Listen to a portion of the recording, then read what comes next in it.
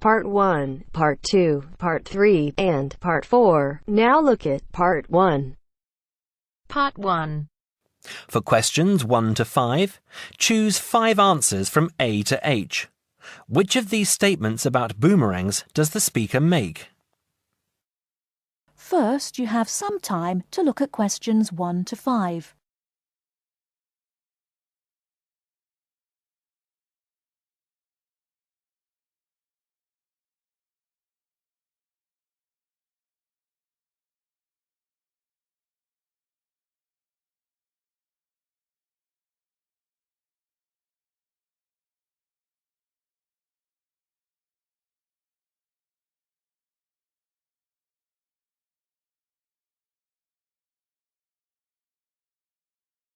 Now we shall begin. You should answer the questions as you listen, because you will not hear the recording a second time. Listen carefully and answer questions 1 to 5.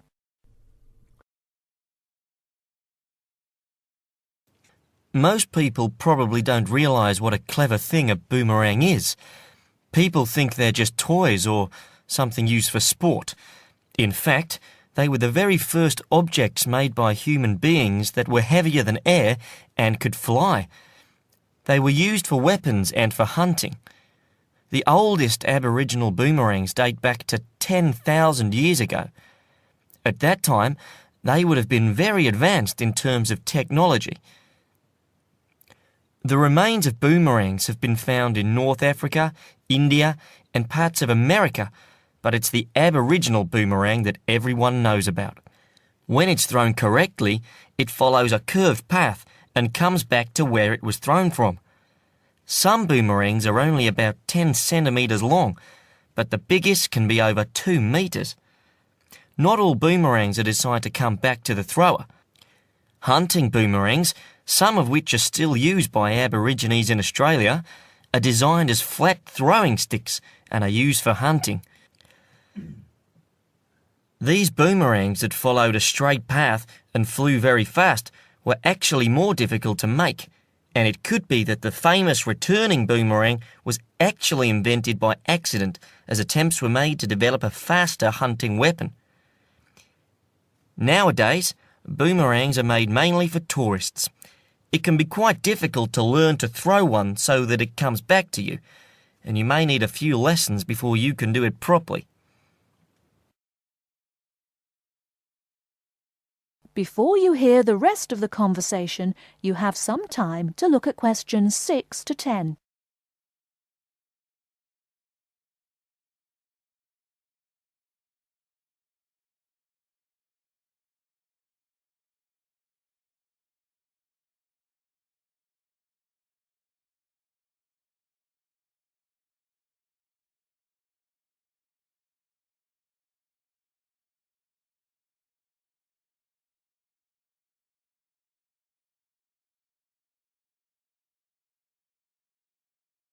Now listen and answer questions 6 to 10.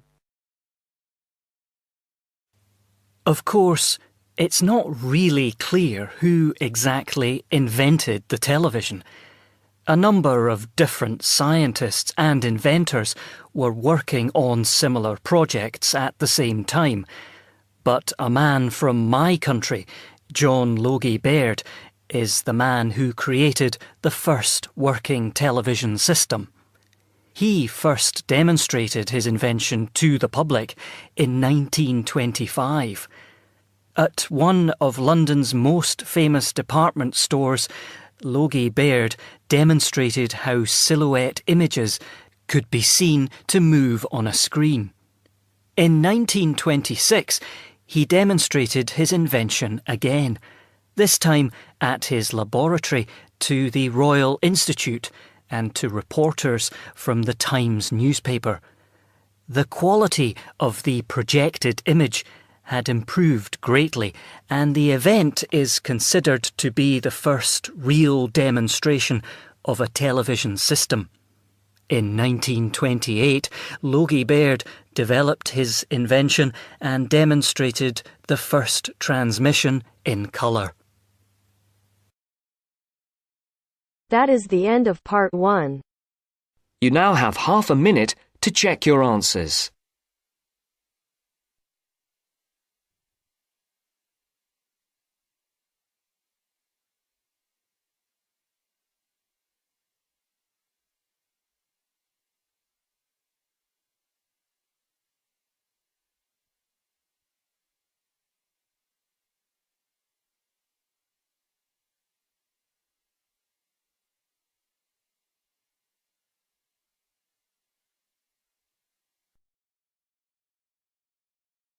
Now turns to Part 2.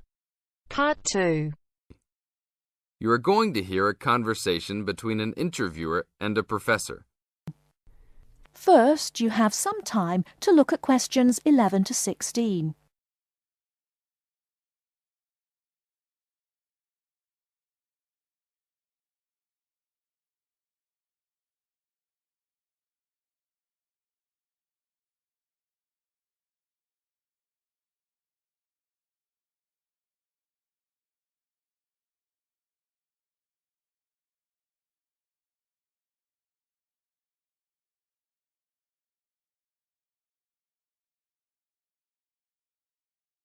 Now, listen carefully and answer questions 11 to 16.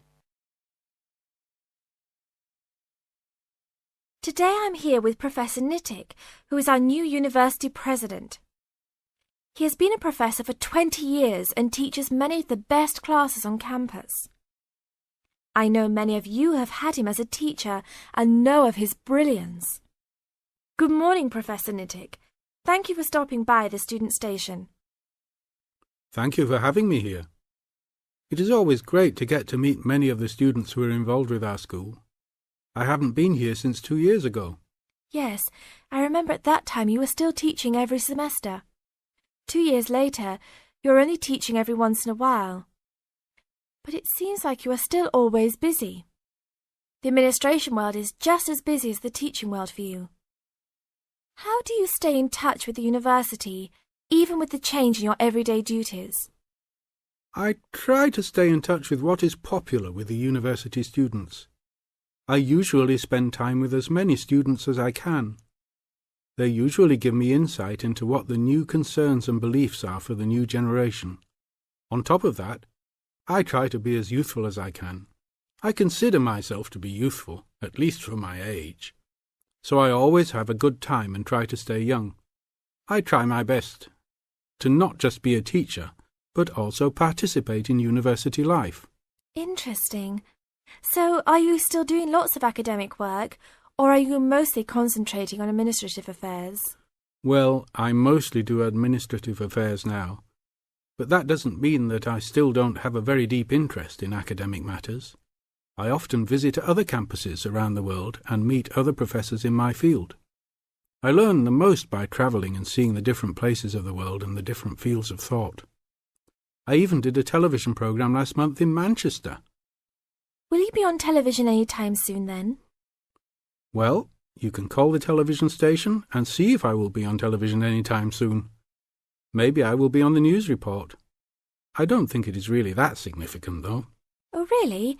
That sounds great. I will remember to look out for you. Let's move on. With all your busy travelling recently, how do you find time for your personal life? I try to keep my university life separate from my personal life. Sometimes it's hard to find time to just take my wife and 3 kids out for a family dinner, but usually we all manage to get together every few days.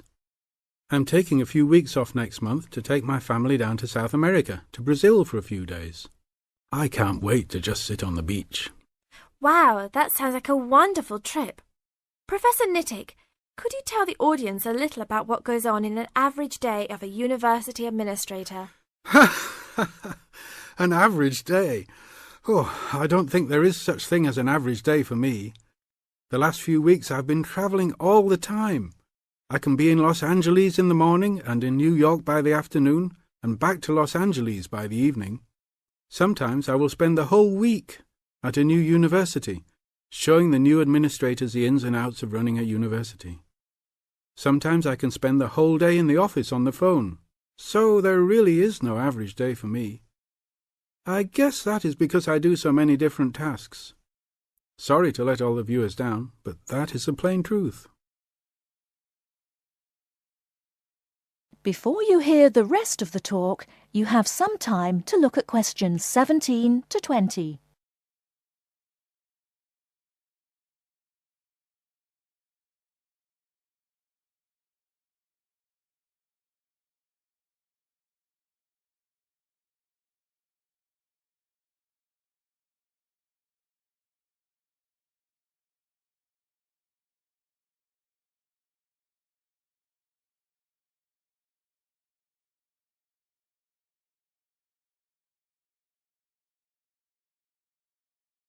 Now listen and answer questions 17 to 20. Well, I guess I can sum it up for them. You are a busy man. That is probably a good description. So, are there any immediate plans for the coming few weeks? Well, I'm in Los Angeles for the next 2 days, and then I fly to Colorado to meet a new prospective professor for our university. I will be in Colorado for about a week. Then I go to Japan for the next 10 days to meet with our university branch in Japan about record sales there. After that, I return to Los Angeles for a week, just in time for the graduation of the class of 2001. There you have it, my next month's schedule. Thank you very much, Professor Nittick. I always enjoy having you on our show. We hope to have you back on our show next time. That is the end of part 2. You now have half a minute to check your answers.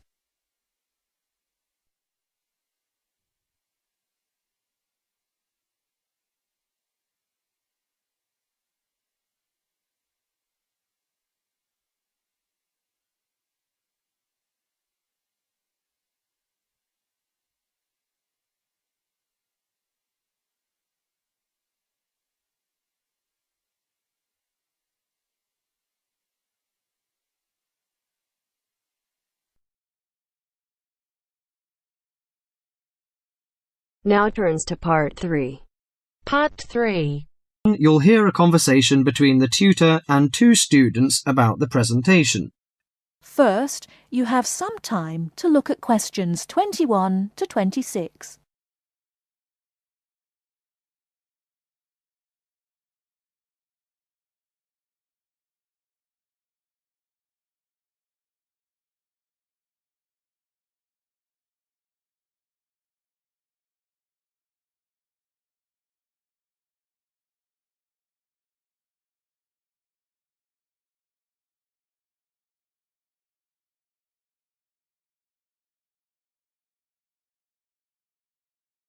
Now listen carefully and answer questions 21 to 26.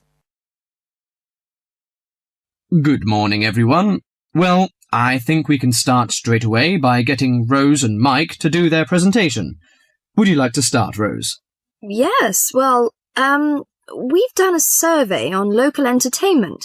Basically, we tried to find out how students feel about the entertainment in the town and how much they use it. Yes, so we've called our project Out and About.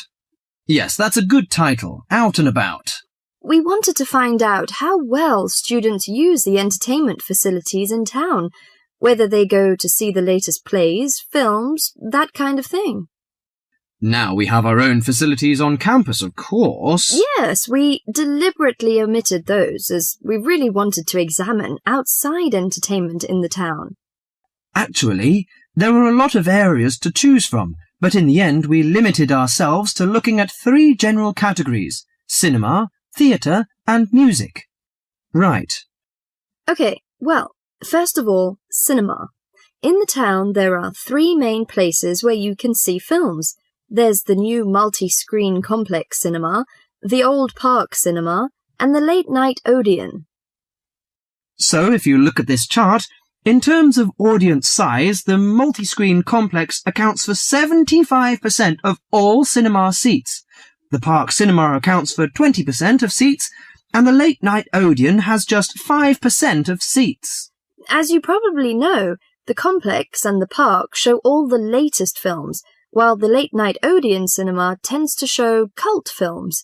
So when we interviewed the students, we thought the complex would be the most popular choice, but surprisingly it was the Late Night Odeon. Yeah, and most students said that if they wanted to see a new film, they waited for it to show at the old park, because the complex is more expensive and further out of town, so you have to pay more to get there as well.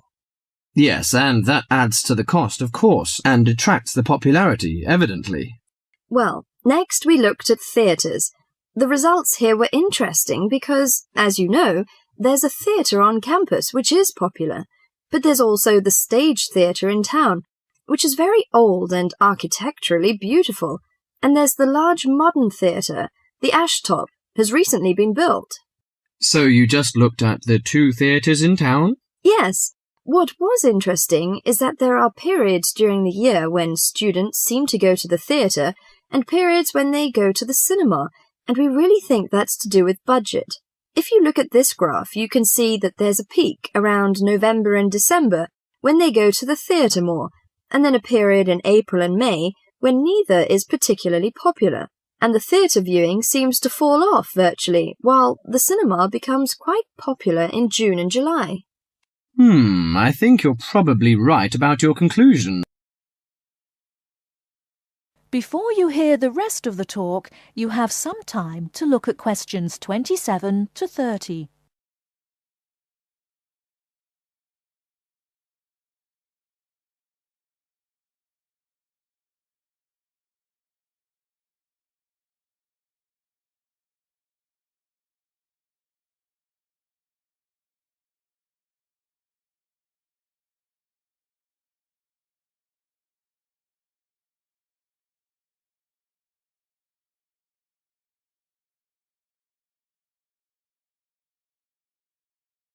Now listen and answer questions 27 to 30.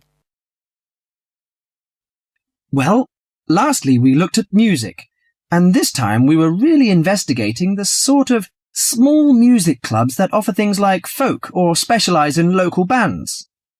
So not musicals as such? That's right. We looked at 3 small music venues and we examined the quality of the entertainment and venue and gave a ranking for these. A cross, meaning that the quality was poor, a tick, meaning it was okay, and 2 ticks for excellent. First of all, the Blues Club, which obviously specialises in blues music. This was a pretty small place and the seating was minimal, so we didn't give that a very good rating. No, we don't recommend that one really. Then the Sunrise, which plays a lot of South American music, was a big place, very lively, good performers. So 2 ticks for that one. The Pier Hotel is a folk venue, a good place for local and up-and-coming folk artists to play. Not the best of venues, as it's in a basement and a bit dark, but the quality of the entertainment was reasonable, and the lighting was very warm, so we felt it deserved an average rating. Finally, there's the Bald Rock Cafe, which features big rock bands and is pretty popular with students, and we enjoyed ourselves there as well, so total marks for that one. And then did you get any information from the students as to which of the clubs they preferred? That is the end of part 3. You now have half a minute to check your answers.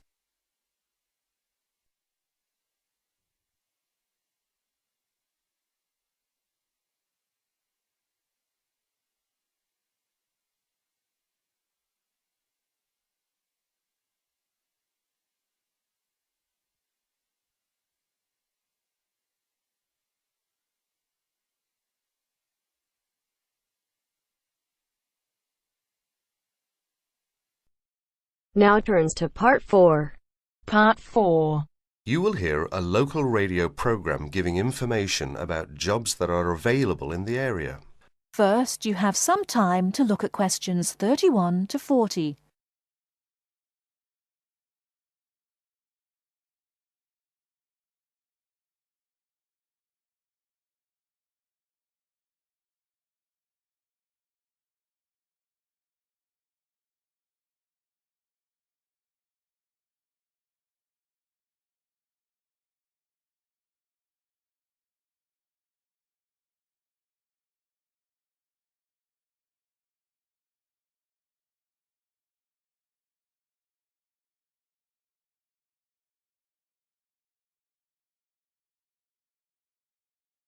Now listen carefully and answer questions 31 to 40.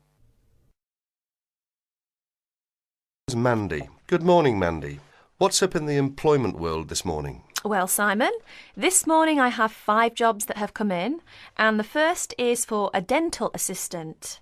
That's located in Tunbridge, and it's 2.5 days a week, Tuesdays, Thursdays and Saturday mornings. You've got to be at least 25, and the salary is £2,080 per annum, and you've got to be experienced. The second opening is for a florist, and this is according to experience as to wage, and the age is open. The job is in Tunbridge Wells, and the hours are from 9 to 6 Monday to Saturday, and because you're working Saturday you get a day off in the week. Now, as that's a florist, you must be very experienced in all aspects of floristry and capable of working to a very high standard. Previous managerial experience is an advantage, as this job has actually got nice prospects, because there's a possibility of management for the right applicant. So there's one for someone who's going places. What's next, Mandy? Next job then, Simon, is an evening job, and it's for a cleaner. The wage is £25 per week, and the age is 30 plus. Hours for this, as it's an evening job, 6 to 8:30 Monday to Friday. So that's a nice job for someone who wants to do something in the evening, Simon. They must be fully experienced as an office cleaner, hoovering, dusting and polishing, etc. And where's that one based? Oh yes, that one's in Tunbridge. The fourth job we've got lined up is for general catering assistant, based in Paddock Wood. The wage is £48.40 plus full board, so that's full board and it's £48.40. The age is 18 plus, and there are alternate shifts on this job. It's 7 a.m. to 3 p.m. and 11:30 to 7:30 p.m. and the job consists of cleaning, washing up the kitchen, as well as serving in the dining room and all sorts of domestic duties. Experience is not necessary. So, for someone who's 18 plus, that's a nice little job there. And here's the punchline: 10 weeks holiday per annum. Oh ho, I might put in for that myself. I can just see you up to your elbows in the washing up, Simon. Last vacancy is for an office job. That's secretary and personal assistant based in Tunbridge. The wage is £4,298 per annum. Now, there's a little bit of detail I must give here. It's part-time to start with, 3 days a week for 3 months. So for the part-time, it's 3/5 of £4,298.